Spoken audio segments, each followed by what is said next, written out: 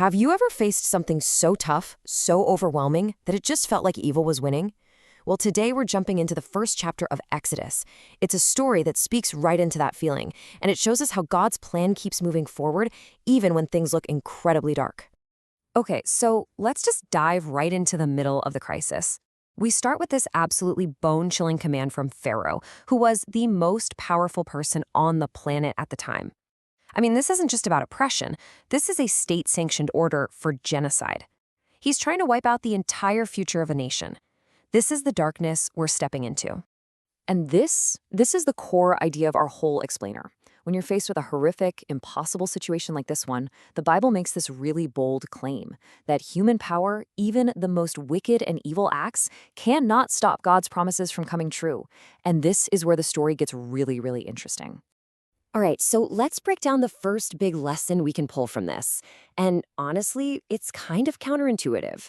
Sometimes the most intense opposition is actually a sign that God is on the move. Just look at this contrast here. On one side, you've got everything Pharaoh did to try and crush the Israelites. And on the other side, you see the results.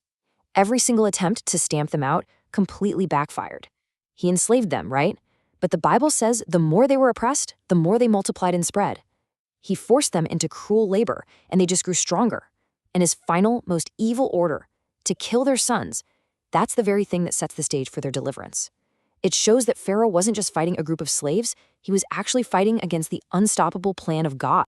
So here's why this really matters for us. Following God doesn't mean you get a free pass from trouble.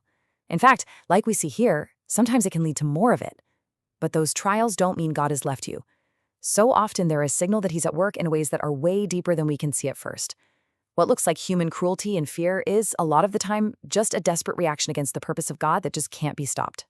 And that leads us to a really tough question, doesn't it? I mean, it's one thing to say God is working behind the scenes, but what about when a decree is issued to murder children? How can God possibly be in control when evil seems so powerful, so victorious? And that brings us to our second big lesson, which is maybe the most profound one of all: God's absolute sovereignty. This means he is in complete control, even over the darkest moments and the most wicked acts of people. And this is the ultimate proof of God's sovereignty.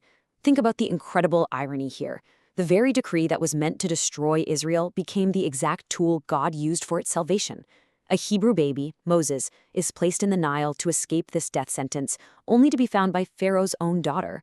He's raised in the palace of the very man who ordered his death, and he grows up to become the nation's deliverer. God literally turned the enemy's greatest weapon into his own instrument of rescue. It's just amazing. So what's the takeaway? It means that, yeah, wickedness is real, and it can feel powerful for a season, but it never, ever gets the final say. God's authority is higher than any king, any government, any law.